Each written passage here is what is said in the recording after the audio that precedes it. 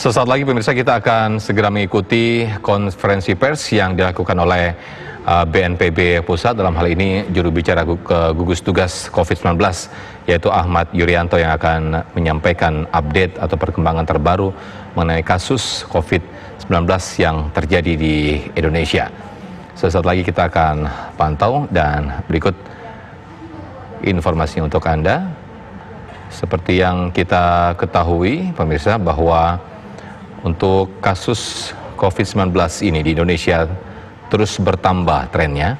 Untuk yang positif kemarin mencapai 1.200 sekian dan mengalami ada beberapa pasien yang dinyatakan sudah sembuh.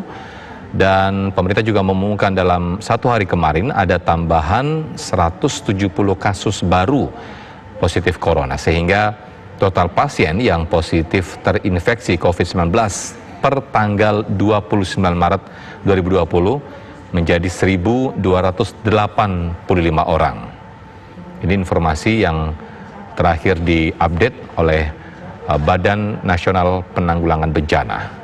Jumlah pasien positif COVID-19 di Indonesia ini semakin hari terus bertambah. Kita ikuti langsung pernyataan dari Ahmad Yuryanto. Sama-sama kita untuk mencegah dan mengendalikan sebaran penyakit COVID-19.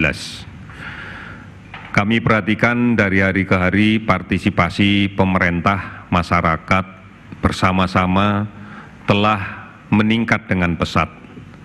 Tidak hanya kepatuhan dan disiplin dalam melaksanakan anjuran-anjuran yang telah diberikan oleh pemerintah, namun juga secara proaktif telah melakukan kegiatan-kegiatan menggalang donasi serta menyumbangkan waktu dan tenaga untuk saling melindungi. Di beberapa daerah sudah dibuat surat edaran oleh para kepala daerah untuk bersama-sama membantu masyarakat yang tidak mampu di dalam kaitan untuk memenuhi kehidupan sehari-hari dengan cara menggalang dana, menggalang partisipasi agar mereka tidak lagi memiliki risiko yang cukup tinggi untuk memaksa keluar rumah dalam rangka memenuhi kehidupan sehari-hari. Yang berikutnya adalah bahwa kita meyakini bahwa ternyata dengan kebersamaan seluruh komponen bangsa, kita yakin mampu dan bisa melawan COVID-19 ini.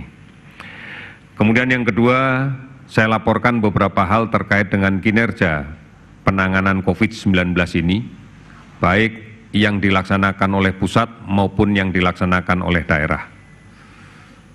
Beberapa saat yang lalu, semua provinsi telah membentuk gugus tugas yang kemudian dipimpin langsung oleh kepala daerah, dalam hal ini oleh gubernur, untuk mengintegrasikan, mensinergikan dan mengkolaborasikan seluruh kapasitas yang ada di provinsi dalam rangka menangani COVID-19 ini.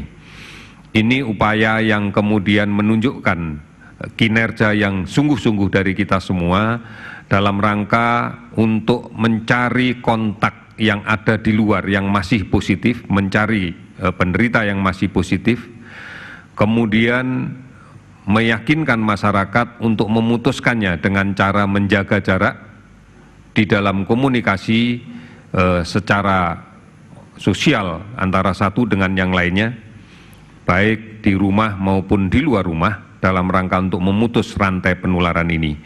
Kemudian juga secara proaktif mencari kasus yang masih berada di luar dengan melaksanakan kegiatan rapid test untuk kemudian secepatnya kita bisa melakukan isolasi, memisahkan dengan kelompok masyarakat yang sehat lainnya. Ini pun sejalan dengan kebijakan kita untuk tetap menjaga yang sehat, tetap sehat, kemudian secepatnya yang menjadi sakit ringan bisa kita tangani dan yang sakit berat bisa dirawat dengan semaksimal mungkin. Oleh karena itu sampai dengan hari ini pemerintah telah mengadakan APD sebanyak 191.666 set dan terdistribusi ke seluruh provinsi serta rumah sakit yang membutuhkan. Masker bedas 12.272.500 buah sudah terdistribusi juga. Masker N95 133.640 buah juga sudah terdistribusi. Rapid test sebanyak 425.000 sudah terdistribusi. Oleh karena itu, kita akan tetap berupaya secara maksimal memenuhi kebutuhan-kebutuhan pokok ini di dalam kaitan untuk penanganan kasus COVID-19. Rumah sakit Wisma Atlet yang sudah beroperasional dilaporkan pada hari ini sudah merawat inap sebanyak 411 orang.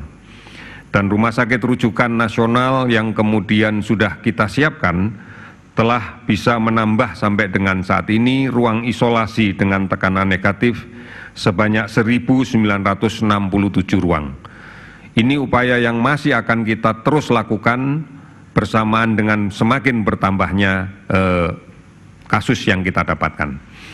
Oleh karena itu, mari bersama-sama kita mencoba untuk secara bersungguh-sungguh mengawali dari yang paling depan, yang paling hulu adalah kita berusaha untuk memutus rantai penularan di tengah masyarakat dengan cara jaga jarak fisik di dalam berkomunikasi dengan lingkungan sosialnya pada jarak lebih dari 1 meter.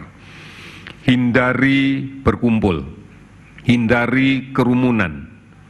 Ini adalah upaya yang paling benar, upaya yang paling rasional, dan upaya yang paling bagus untuk diterapkan. Sehingga diharapkan terjadi pemutusan mata rantai dari penularan. Kemudian cuci tangan dengan menggunakan sabun dan air yang mengalir, minimal dalam 20 detik. Karena kita tahu sabun, deterjen adalah zat yang paling bagus untuk merusak dinding virus, sehingga merusakkan virus itu. Sesering mungkin kita lakukan. Jangan pernah makan, minum, menyentuh bagian muka, wajah, mulut, hidung, mata sebelum mencuci tangan. Karena rute-rute inilah yang paling mudah bagi penularan virus. Mungkin kita tidak ketemu orang secara langsung, mungkin kita bisa menjaga jarak kita dalam berkomunikasi dengan orang lain, tetapi sentuhan tangan yang tidak dicuci dengan menggunakan sabun akan mampu mengantarkan virus ini ke dalam saluran nafas kita, dan inilah yang kemudian menimbulkan sakit. Oleh karena itu, lebih baik di rumah, lebih aman berada di rumah. Tetap berada di rumah, belajarlah dari rumah, bekerjalah dari rumah, dan beribadahlah sementara ini di rumah. Inilah yang menjadi kesadaran kita untuk bersama-sama saling membantu, agar semuanya bisa menjalankan anjuran-anjuran ini dengan cara yang sebaik-baiknya. Kemudian selalu ikuti perkembangan tentang COVID-19 ini dari kanal-kanal saluran yang benar, agar tidak terbawa pada berita-berita yang menyesatkan, yang menggelisahkan dan menimbulkan keresahan pada masyarakat. Silahkan diakses covid19.go.id, silahkan ditelepon call center 119 atau 117, silahkan diakses beberapa aplikasi online seperti Halo Kemkes, Halodoc, Gojek, Bukalapak, dan layanan telemedicine yang lain. Ini yang penting untuk kita ketahui semuanya. Oleh karena itu, pada kesempatan yang baik ini, saya akan laporkan juga beberapa update kasus yang kita dapatkan sepanjang tanggal 29 Maret sampai dengan 30 Maret pada hitungan pukul 12.00. Yang pertama adalah penambahan konfirmasi kasus positif sebanyak 129 orang, sehingga total kasus sekarang menjadi 1.414 kasus. Ada penambahan kasus sembuh 11 orang, sehingga total yang sembuh sebanyak 75 orang. Kemudian masih ada kasus kematian sebanyak 8 orang, sehingga total kasus kematian adalah 122 orang. Saudara-saudara sekalian, Oleh karena itu, saya akan mengulangi bahwa penularan di luar masih terjadi, bahwa kasus positif masih bertambah. Oleh karena itu, saya mengingatkan sekali lagi, jaga jarak, jangan berdekatan, hindari tempat-tempat berkumpul yang padat, cuci tangan pakai sabun, hindari menyentuh wajah, dan manakala ada yang sakit, patuhi betul etika manakala kita batuk, manakala kita bersin. Tutup pakai sapu tangan atau gunakan masker agar tidak menyebar ke sana kemari. Kemudian aman, lebih aman di rumah, produktiflah di rumah. Ini yang harus kita lakukan. Mari bersama-sama dengan kesungguhan hati, bersama-sama kita untuk disiplin. Jadilah pahlawan untuk melindungi diri, melindungi orang lain, dan melindungi bangsa kita. Kita yakin kita pasti mampu untuk melakukan itu.